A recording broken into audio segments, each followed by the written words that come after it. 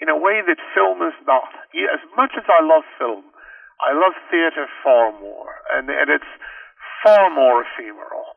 You know, and I've interviewed people who saw old-time actors on stage. Like, I interviewed someone who saw John Barrymore in his last Broadway play, and she was telling me all about it, and I'm quivering in envy, because even though I've seen John Barrymore in films, you know, to have seen him on stage, it would be miraculous. I've seen Eva Le Gallienne on stage. She's dead now, but I mean, she made her stage debut something like 1907 or something, you know. So for me to have seen her on stage was remarkable. I knew Lillian Gish, actually. She was very active in the Actors Fund right up until she died. The Actors Equity run an old actors' home in Englewood, New Jersey, that I've done some work for, and Lillian Gish was one of their spokespeople. And it was just so incredible just to sit near this woman and just ask her, you know, about, you know, what was D.W. Griffith like, and what was Lionel Barrymore like, you know, tell me about these people, you know. It was just so incredible. And interestingly enough, Lillian Gish was quite modest about her own career, and she preferred talking about her sister Dorothy, who was also a film actress. And Lillian Gish felt that Dorothy Gish was the greater actress, you know, and it's quite interesting to, you know, I'm in the presence of someone just so notable, and she says, oh, I don't want to talk about me, I want to talk about my sister. I should explain, Dorothy Gish often played very sexy, vivacious characters in movies, whereas Lillian Gish was always the good girl. She always played virgins, you know, and I can see that by the standards of the time, very likely a lot of people said, oh, I'd rather see a Dorothy Gish movie than a Lillian Gish movie. But Lillian Gish had a much longer career, so you know, I find her more interesting as a person. And so I've tried to meet as many of these people as possible. You know, I saw when I mentioned the Pordenone Festival, they showed a film starring Baby Peggy, who was a child actress in the silent film era. She was actually an extremely good actress. And she's still alive. I have a photo of her on my website. She's still alive. She lives in California. Her father lost all the money she made as a child actress, but later on, as an adult, she invested her money. So she's quite wealthy now, fortunately. And she actually came to the Pordenone Festival. So I'm sitting there in this cinema in Italy. I'm watching a movie made in 1921 starring a little girl. And the actress who was in the movie is sitting in the same row with me. You know, watching this movie that she made, which she hasn't seen in 8 decades. I mean, this is astounding. It's like looking backwards in time. That's extraordinary, yeah. To be able to do that. And did she have memories of making the film? Her memory is quite clear. She told me about working with Jack Earl. There was a man in her films, that was his screen name, it wasn't his real name. Jack Earl, E-A-R-L-E, was a pituitary giant, and he was something like 8 feet tall, and it also deformed his features. He looked a bit like Rondo Hatton, if you remember Rondo Hatton, the man with acromegaly. So he was this immensely tall, bulky, very ugly man, although she spoke very, very fondly of him. He was a very nice man, but he always played these villains. And it's very strange. I'm watching this movie, and there's this 8-foot-tall man standing next to this 4-year-old girl who's like about 3 foot tall, you know, and the two of them are on screen together. And a lot of her films featured very broad slapstick violence. So he literally picks her up and throws her, and it's a trick photography sequence. She lands on her head, and then she gets up and walks away. And of course they faked it, but it's astounding. I'm watching an 8-foot-tall man throw a 4-year-old girl, half a mile, and meanwhile the lady, 80 years on, is sitting right next to me or down the row from me watching this. It's very surrealistic to see this. It's always interesting for me to see a film with someone who is actually in the film. I interviewed Celeste Holm a while back, and and her husband Wesley Addy, who's now dead, and she told me a lot about working with George M. Cohan. Her career started right around the time he finished his stage career, and she actually worked with George M. Cohan. But after I interviewed her, we went to a screening of her film Gentleman's Agreement, for which she won her Academy Award, and I'm watching this Oscar-winning performance, and the actress who did the performance is sitting 3 seats away from me, and she's going, no, that's not right. Like she's correcting her performance as she's watching it. It's so odd. And I predict now since I write science fiction, I keep track of the technology. They're going to come up with a sort of a karaoke device now. In fact, I'm investing in developing this. They're going to come up with a device now where you can watch an old movie and put yourself in the movie.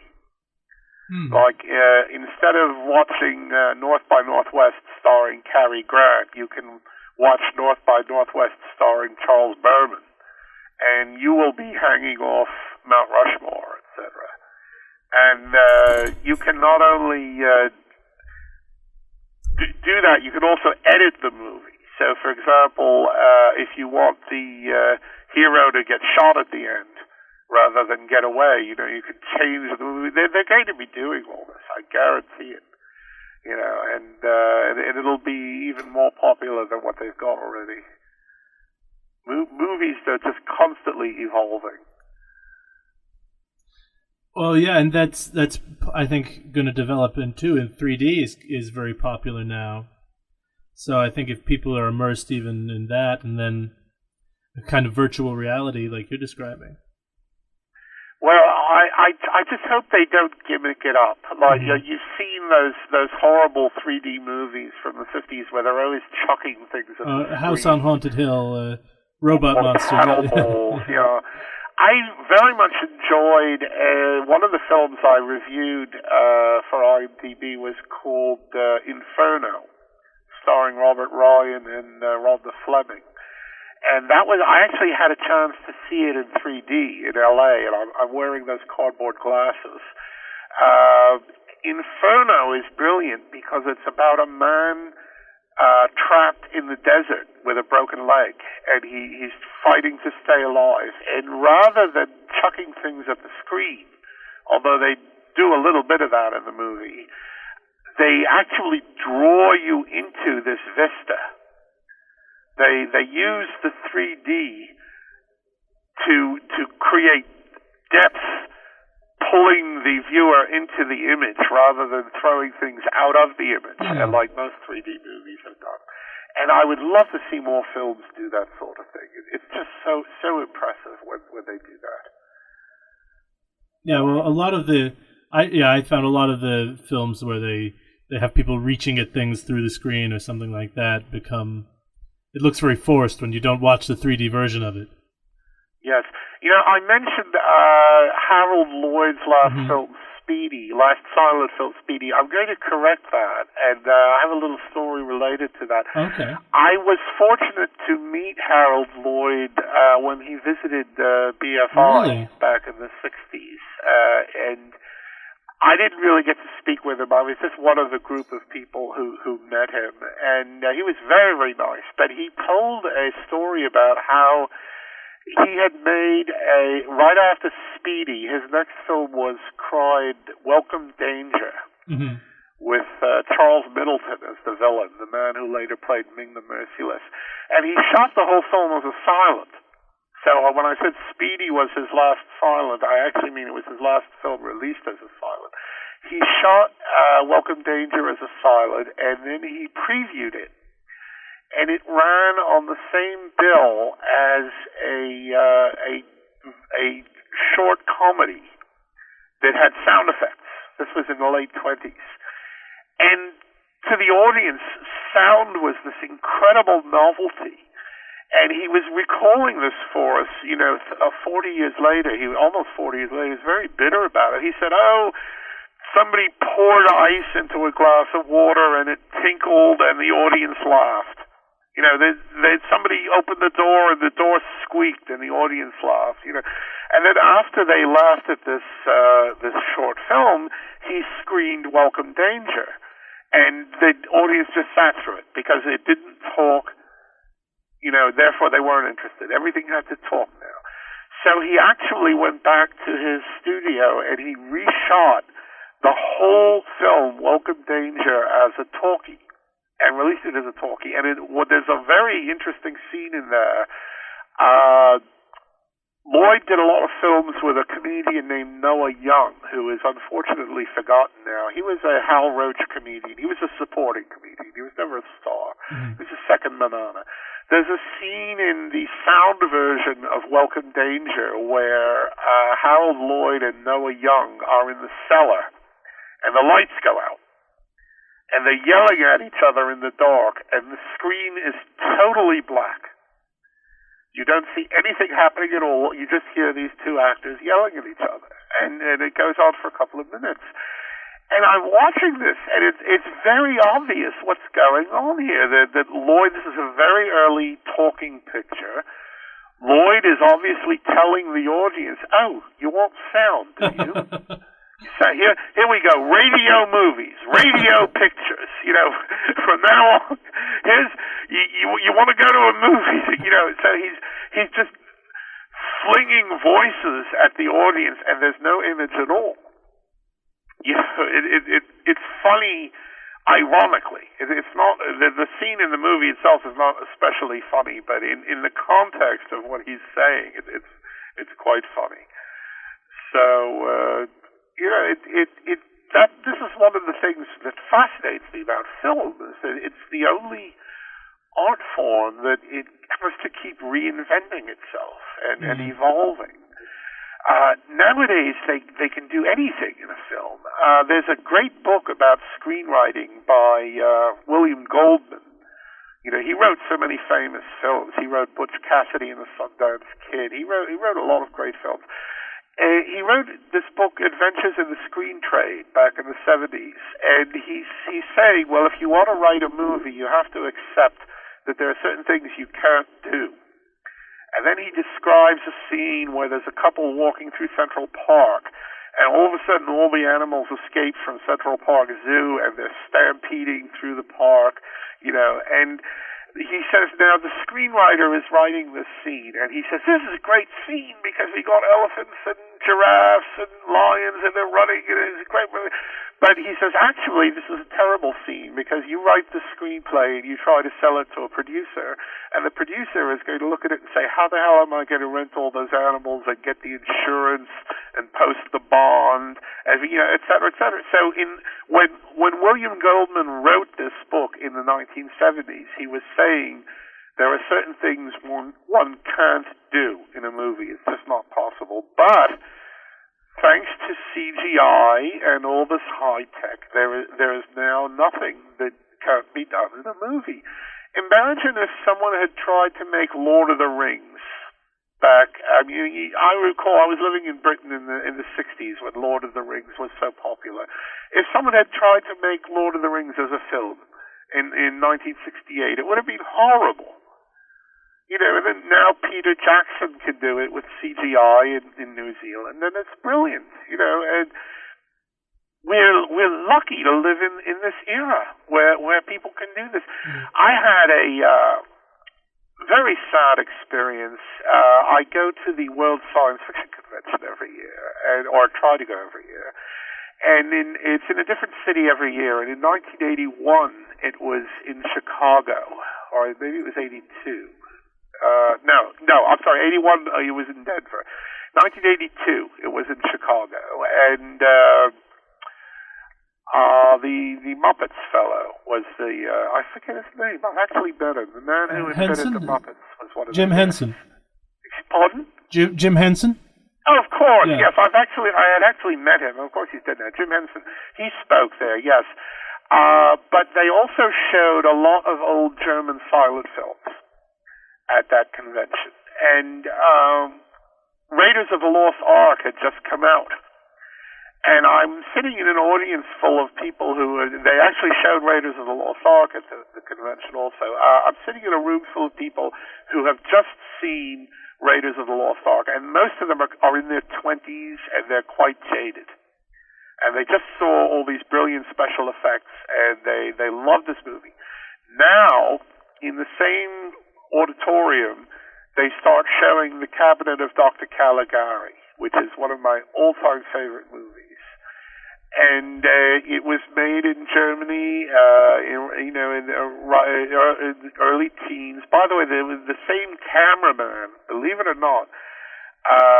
The man who filmed the Cabinet of Dr. Caligari, Karl Freund, was the same cameraman on I Love Lucy 40 years later in Hollywood. It's amazing how one can link these projects. But anyway, I'm watching this wonderful old German silent film with incredibly down-market, tuppence halfpenny special effects, and all around me people are laughing at this film because they're so jaded. They want to see, state-of-the-art CGI, and they just won't accept the primitive effects that were used in those days. You look at, for example, the trick films, Georges Méliès, who made those wonderful French magic trick films, or Robert Paul, who made similar films in Britain at the same time as Méliès. They have to do a jump cut. They chop someone's head off, so they cut the film, and then they move the actors, and then they start the film again. And it's all quite herky-jerky. It's a shame. People laugh at that now. They're not willing to accept it on its own level. And this really saddens me. It bothers me now. I go see an old film in a film festival, and the room is full of young people, and they laugh for all the wrong reasons. Even at a film festival, where you think people would go because they're interested to something like that. One never knows. Back in the early 1980s, I went to the American Museum of the Moving Image. They were showing some Roscoe Arbuckle films. They showed all his 6 Vitaphone talkie films, and they showed some of his silent films there. And there was a young couple sitting in front of me. They were, I guess, in their 30s, and they had their son with him. And he was whining. The son was, I guess, about 12. And, he didn't want to see a movie where one has to read the dialogue off the screen. It's too much like homework. This kid starts whining during the film that he doesn't want to see these old movies. He wants to go see the latest Richard Pryor film. And Richard Pryor, of course, was a big hot movie actor at that time. And I shouldn't call him hot because he almost self-combusted at one point. But anyway, I found this very ironic because one of Richard Pryor's comedies was Brewster's Millions. And, of course, that was, in fact, a remake of Brewster's Millions starring Roscoe Arbuckle. These radically different people will sometimes do the same property. Queen Latifah just did Last Holiday now. Last Holiday is a remake of an Alec Guinness film. One seldom links Queen Latifah and Sir Alec Guinness, although actually I've never seen them both in the same room at the same time, which makes me wonder. I mean, they did the same story. It's a remake, so everything old is new again, and one can develop a taste for art of someone else's era, but it takes a bit of maturity and it takes a bit of patience. And it really saddens me when I see kids laughing at in the wrong way. I mean, of course, laughing at a comedy is legitimate, but deriding an old film, it really bothers me. And I'm so glad musicals are coming back in now. For a long time, people just musicals were out of fashion because people just couldn't get their heads around this concept of someone falls in love, so they start singing.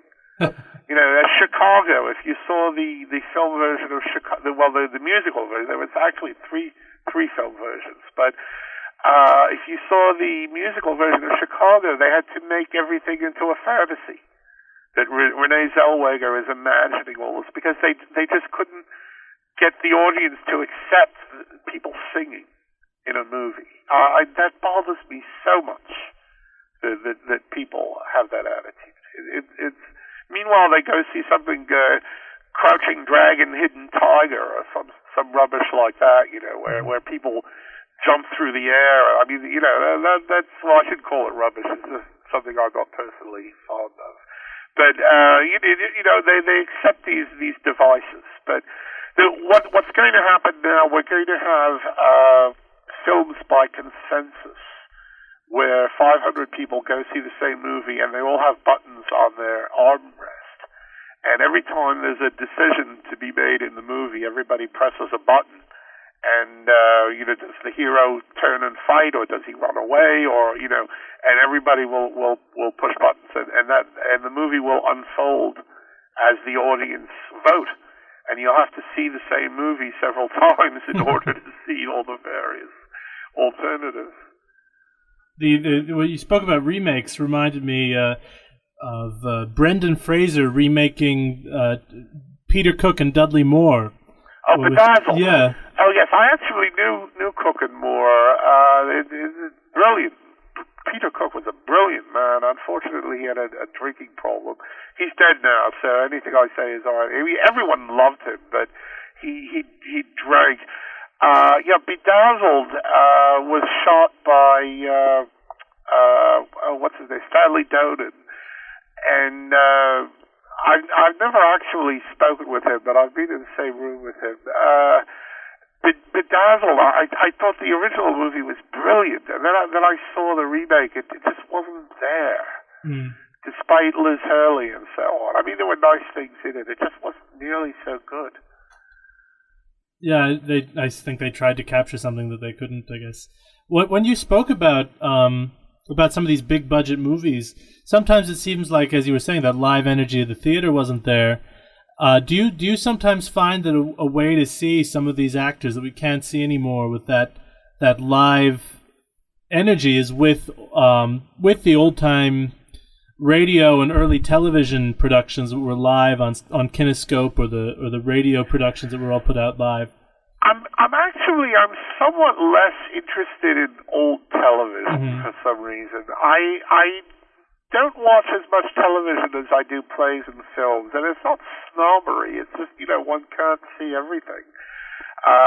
But something I find very intriguing is the old stories about the difficulties of doing things in live radio and live television.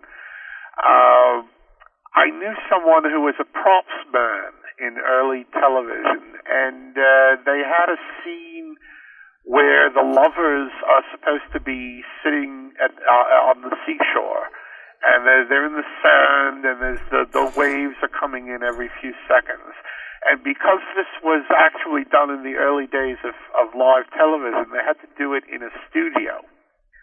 So they had sand on the floor, and they had a water pan.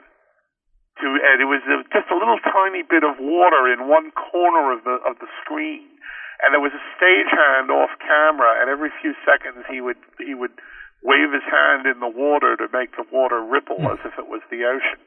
And here's what intrigued me so much about it was that when they came to shoot the scene, the various tech people involved wouldn't agree on whose purview under the union rules, so union work rules, whose job it was to fill the water pan. One fellow said, "Oh, it's it's stagehands do it because it's a prop," and someone else said, "No, it's part of the set, so it's the people who do the scenery, the scene shifters union." Somebody else said, "No, it's actually the electrician's job because water conducts electricity." And the reason they were fighting over this was because they realized whatever we do here is a precedent, and that union will get the work hereafter. They knew that television was a coming thing. It was it was going to be big, even though it wasn't big yet. And somewhere along the line, someone is going to get the job of filling a 300-gallon water tank for a television production, somewhere along the line. And it will be that union working double overtime to do the job, to fill the tank and empty the tank. So all three unions were fighting over whose job it was to fill this little wading pool, just because for the money involved. There's so many weird stories about production, you know. And there's the story. I don't know if this clip actually exists, but there was allegedly a scene on American television, in live TV. There was a drama that took place in a corporate boardroom in a skyscraper, and they're filming it in a regular soundstage, but allegedly this is like the 100th story of some Madison Avenue skyscraper. And while the executives are talking in the boardroom, a stagehand walks past the window outside, 100 flights up, you know. I don't know if that one actually exists. There's one I tracked down in Britain. There was a wonderful actor named Francis L. Sullivan. He made a couple of movies in the United States, but he was a British actor. He did a scene in an early television drama in Britain, and he was supposed to be aboard a plane. And of course, this is actually set in a soundstage. And he's sitting in his seat in the aeroplane cabin, and he's a passenger, and there's another actor sitting next to him as another passenger, and they're talking, and it's live television. And the camera is in tight because they couldn't show the whole cabin. They didn't have the budget to build it, so it's just a couple of actors sitting there pretending they're on an airplane over the English Channel. And the other actor speaks to Francis L. Sullivan, and he forgot his line. So he said, "This is my stop." And he got up, and he gets off the plane over the middle of the English Channel. You know, there's an actor, I know an actor, Peter Bowles. He just came out with his autobiography in Britain. It probably won't be published in the States because he's not well known stateside. Peter, Bowles. He was in a drama in the early 50s, a live television drama in Britain, where one of the actors actually died during the transmission, and they couldn't stop. Now, fortunately, it was a suspense drama, so it was plausible. There were some people trapped in the London Underground after an explosion. So it's a very claustrophobic drama. We're all in this tiny little place. There's no air. There's no light. There's no food. What do we do? It was a plausible situation that someone would drop dead in the middle of the drama, but it wasn't in the script. So one of the actors actually died while they were transmitting this, and the audience at home saw it and figured it was in the script. They figured, oh, the actor just flopped over and he's playing dead. He's very convincing, you know. And Peter Bowles and the other actors had to carry on ad-libbing to convey this. You know, they stuck as closely as they could to the script, but that character still had dialogue. He wasn't supposed to have made his exit yet. I'm just fascinated at these things, and this is why theater is so much more interesting than film, because if heaven forbid somebody dies while you're making a movie, you do retakes. Oliver Reed was in Gladiator, and he died before he finished filming his scenes. So they just CGI'd him. They just carried on, and he finished the movie, even though he was dead. In a play, one can't do that. I saw Peter Cook and Dudley Moore on stage when Peter Cook had been drinking. And they were doing their routine, one leg too few, where Dudley Moore is the one-legged Tarzan, and Peter Cook is stonkered. He's totally drunk. And I'm watching this, and I'm thinking, my God, what's going to happen? And this doesn't happen in film. It just isn't alive the way the stage is. As much as I love movies, the theater is just much more fascinating. I'm very. For instance, I was impressed you met Peter Cook, but I'm very impressed with some of the people. He wasn't a recluse. He wasn't.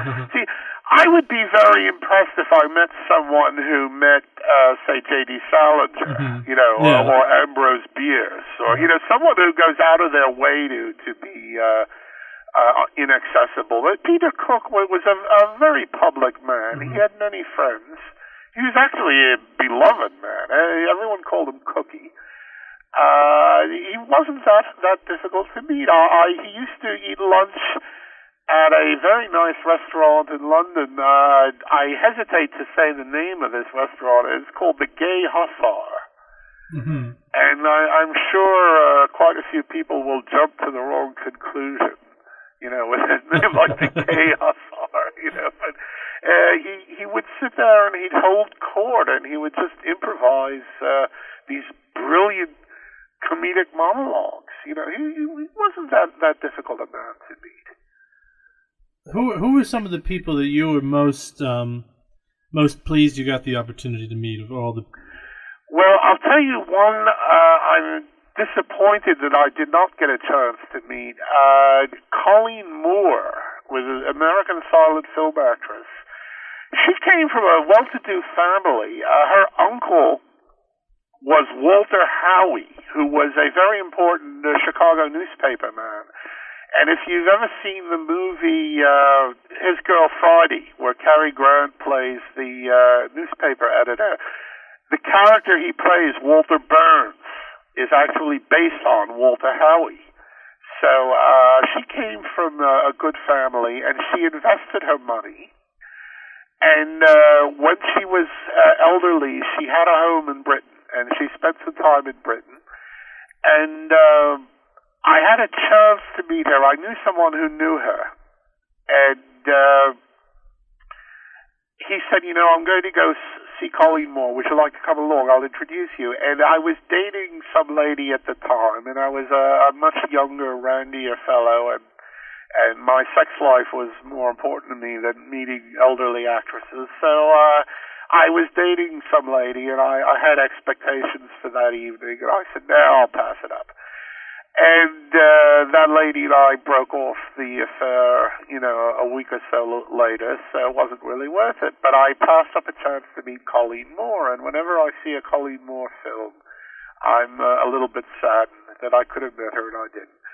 I met, I knew someone who introduced me to Sir Noel Coward, although he actually wasn't Sir Noel until a year or so afterward, but Noel Coward and I, the very brief time we met, hated each other intensely. I just did not get on with him, and he did not get on with me.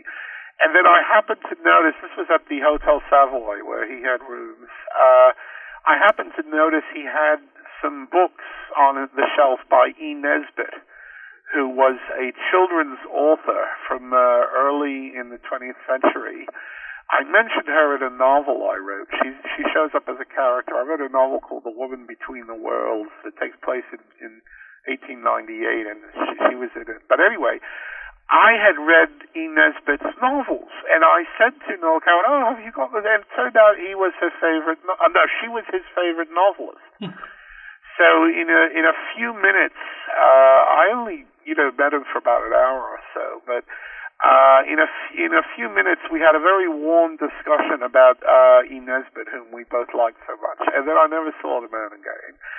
And then years later, I read some of E. Nesbit's books again, after not having read them since my adolescence. And I discovered they're full of the most horrible anti-Semitic and racist, they're just horrible, horrible propaganda that went right over my head when I read them at age 14. She makes horrible comments about black people and Jews and gypsies, although she likes gypsies, And I just didn't get it, and yet because of that, I had a couple of moments of friendly conversation with Noel Coward. I admire him. Now that I know more about him, I met him, when I was too young. I really didn't know too much about him, and I didn't like him as a person. But now that I know much more about him, you see these photographs where he's posing languidly in a dressing gown, but he was actually a workaholic. He wrote a tremendous amount. He was a very industrious man. He was a director. Oh, he did a huge amount. I admire him so much. I wrote one of my science fiction stories in the same room where he wrote his play Blythe's Spirit at the Hotel Port Miriam in Penrhyn-Deirdreth, Wales. Beautiful hotel. I found out that he had stayed in one particular bungalow called the Watch House, and he'd written Blythe's Spirit. He wrote it in a week, which I find astounding. But I'm a much slower writer than he was. But to have written something in the same room is I think, very intriguing. People a lot of the people I admire, the public hasn't really heard of. I worked for Lou Grade, later Sir Lou Grade, and then Lord Grade. He was a television producer. He and his brother Lord Delfont, who was a theatrical producer, came from a very poor family of Russian Jews. They immigrated to London, and they became these incredibly successful men.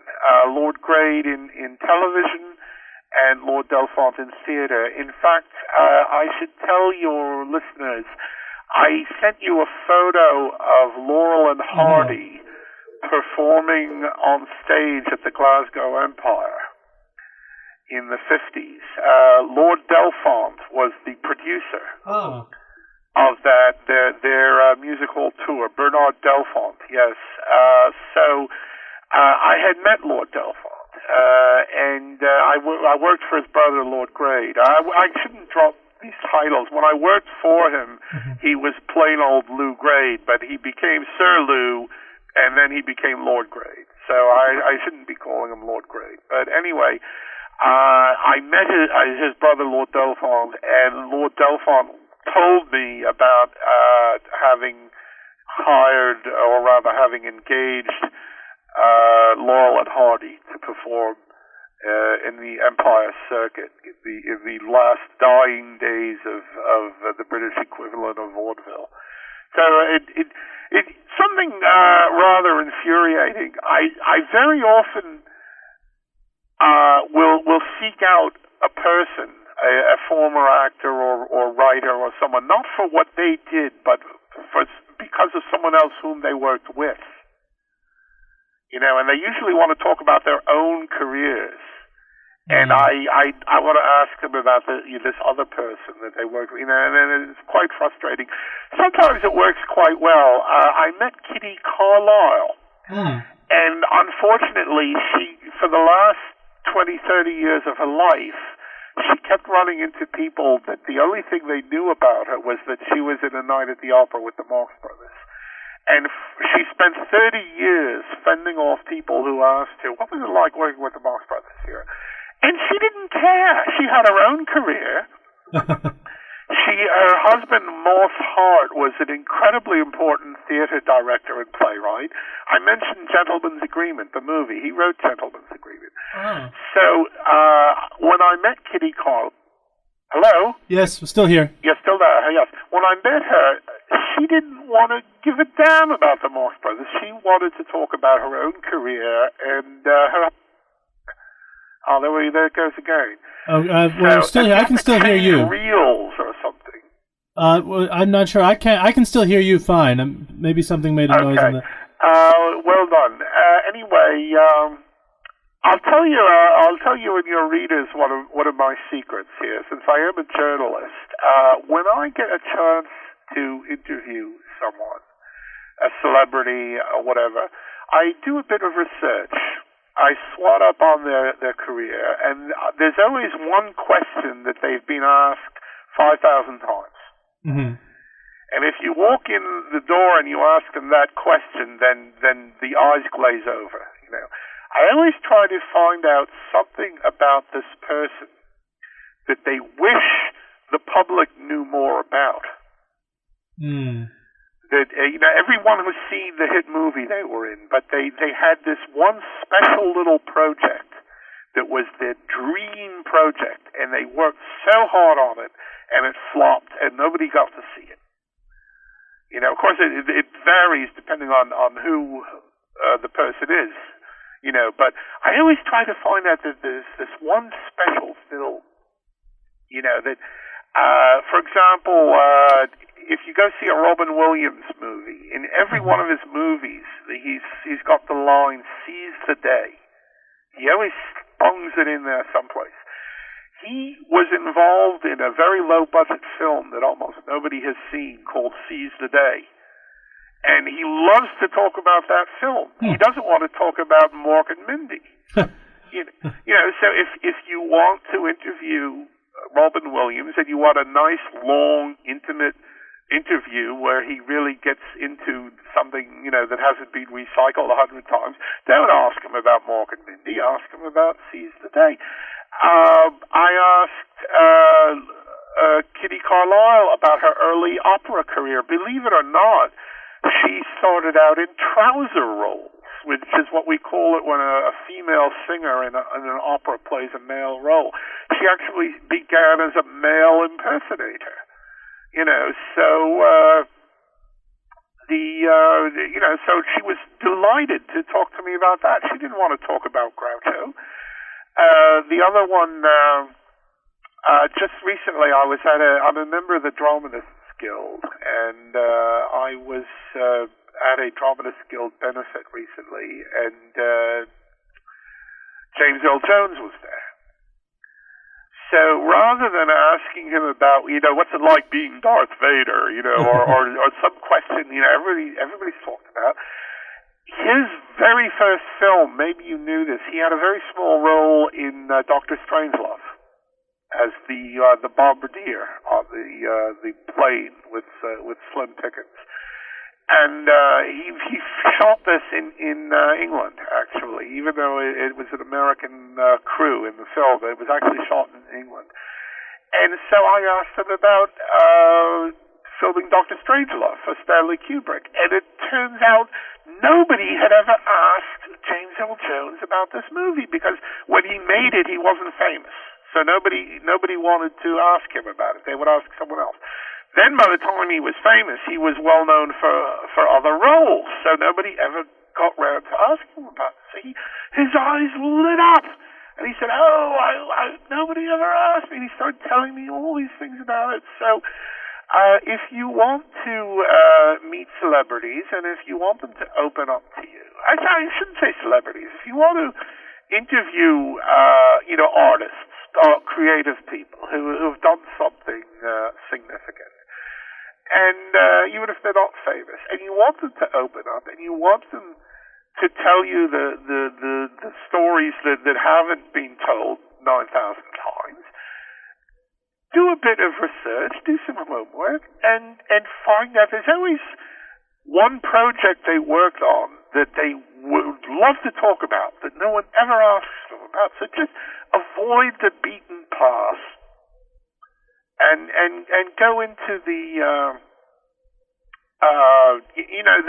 the shadows. Go into the less well known work. It's always quite rewarding.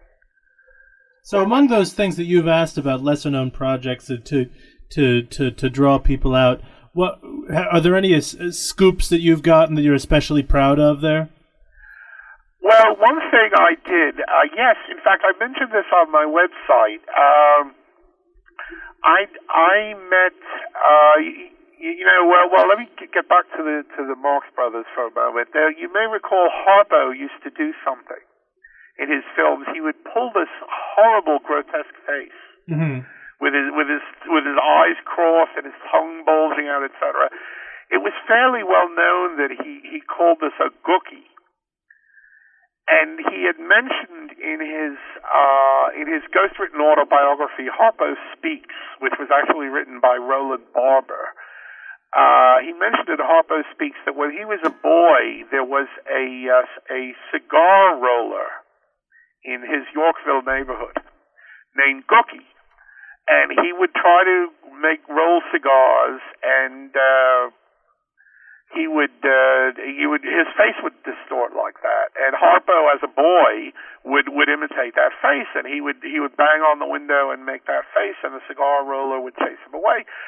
Now, when I heard that story, I said, "Hello, that can't be right. There's no such name as Gookie." And one of the biographers of the Marx Brothers said, I think it was Simon Leroy, said that it must have been a German named Gerke. And that can't be right either, because actually he said this after I'd already sussed it out. But it just makes no sense because the Marx Brothers were ethnically German and Alsatian, and they knew how to pronounce a German name. I said, this has got to be an Italian named Gucci. And if you are a barely literate kid from a German family and you see the name Gucci on the window of a cigar store, you're going to think it's pronounced Gookie, right? So in the 1980s, I was involved with some theatrical people, and I got to meet Irving Caesar, the old-time song lyricist. He wrote Swanee. Swanee, how I love you. I'm going to get your radio show thrown off the air. They'll lift your license for broadcasting obscenity. And he also wrote T for Two. He wrote and I Want to Be Happy. He wrote quite a few songs. Anyway, Irving Caesar grew up in the same Yorkville neighborhood as the Marx Brothers, but he was about 5 or 6 years younger. Although they lied about their ages, so he was technically the same age as the Marx Brothers, but he was honest about his age, and they lied about their ages. So he knew them as a lad, but they were older, and he couldn't really hang about with them because they were in their teens. He was about 7 or 8 years old when he knew the Marx Brothers, and they were in their teens. And I think he hung about with Herbert, alias Zeppo, because he was the youngest. But anyway, I asked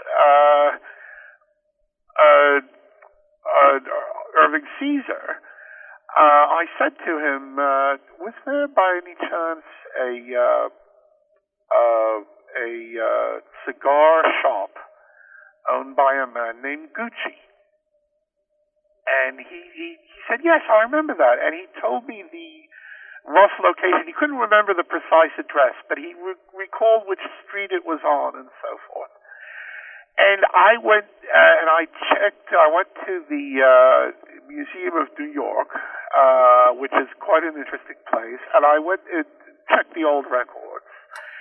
And I found in Yorkville there had been a cigar business registered to a man named Amadeo Gucci. And the date, the approximate address, the year, etc., it all clicked, and I believe I am the one who discovered the cookie, the man who invented the cookie, which Harpo Marx later immortalized in his own career. So there is my one tiny little microscopic contribution to world culture is the man who dug up the cookie. If I ever get a grave, I might get an unmarked grave, but if I get a marked grave, they'll say, "Here lies the man who dug up the cookie." So that's my one contribution to world culture. I don't know. I've done a few. Unfortunately, journalists, editors tend to be more interested in dirt than in, the good things. I knew the publicist John Springer, who he himself was not famous, but he was the publicist for a lot of very, very famous people in theater and film, and he was constantly getting offers from publishers to do a book full of dirt. This movie star got drunk and I had to cover for him, or this movie star got arrested and I had to hush it up for her, And he said, "I don't want to do that. I would like to write a book about, the nice things about famous people I've worked for," and publishers didn't want it. They wanted a book full of dirt. And this is one reason why I tend to write fiction rather than nonfiction, is because if one writes nonfiction, it's so much easier to write sleaze, because that's what people want. And I'm capable of Hello? street stringer, a reporter, a runner for some of the tabloids. And there was a terrible news item in Britain. A beautiful young heiress named Leslie Whittle had been kidnapped, and she was held to ransom. And she ultimately, she was found dead. She died in an extremely horrible way, which I shan't describe. People who really want to know can likely look it up. Her name was Leslie Whittle. But anyway, after her corpse was found, my editor ordered me to go round to her house and get a photograph of her from when she had still been alive. She was a very good-looking young lady, and he wanted the photo to run in the newspaper. And I said to him, their daughter has just been found dead. The man who kidnapped her is still at large. And he was ultimately caught, but at the time he was still at large. The family have got so many priorities just now. They really don't want some reporter banging on their door asking for a photo. And the editor said to me, "Look, do you want the job or not?" So I said, "All right, yes, sir, I'll go get a photo." So as I'm on my way out the door, he yells after me, "Try and get one of her in a cosy," meaning in a bathing suit. In other words, to look as sexy as possible. This is a lady who has just died in a really horrible way. She wasn't actually murdered, but she died, in relation to the crime. So all this man can think about is running a photograph of her in a swimsuit. And I said, I haven't the stomach for this. If this is what it is to be a journalist, then I don't want to be a journalist, And it's really much more fun writing reviews and writing fiction, writing novels and short stories. So there it is. Can we pause? I have to be back in 1 minute. Somebody's knocking on the door. Oh, you have to take a break? Yeah, just 1 minute. Somebody's knocking on the door. I have to take a break myself. Okay. By coincidence. Can I just lay the phone down? Yeah. And I'll be back in about a minute and a half. Yeah. Okay, please. Yes. Okay. Hello? Oh, he's still here? Yes. Hold on. Yeah, sorry about that. Okay. As long as I'm saying hello to various friends on your airwaves, I'd like to drop the name of my very good friend, Herbert Goldman, a man I've known well over 30 years. Herb Goldman has written the definitive biographies of Al Jolson, Eddie Cantor, and Fanny Bryce. And he's currently working on one about Ed Wynn. I don't know if he'd want me giving that away before he publishes it. But Herb Goldman is very active in an organization I'm sure you would recognize, the Sons of the Desert. Mm-hmm.